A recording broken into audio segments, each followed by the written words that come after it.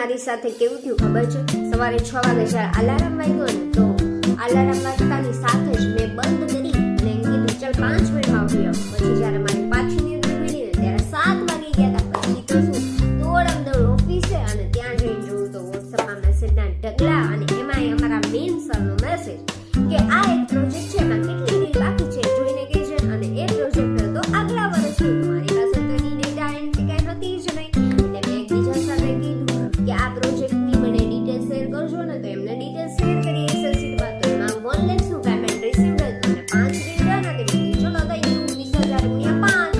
અને પછી જ્યારે મેં આવું કીધું ને સરને કે આ પ્રોજેક્ટ ડન છે ત્યાં જ મારી નજર પડી કે 20,000 ગુણ્યા 6 લખેલું છે. તો મેં કીધું કે યાર આ શું એક રીલ બાકી છે કે ડિસ્કાઉન્ટ આપેલું છે? મેં પાછું ઓલાજી સરે ડિટેલ આપી ત્યારે મેસેજ કર્યો તો કે એક રીલ કરાવી દેજો. અરે યાર મેં તો સરને કહી દીધું કે આ પ્રોજેક્ટ ડન છે. તો ત્યારે મને સમજાણું કે કોઈ પણ વસ્તુ કાર્ય કરો ને તો હંમેશા એની પૂરતી માહિતી લઈ લેવાની અને પછી જ બીજાને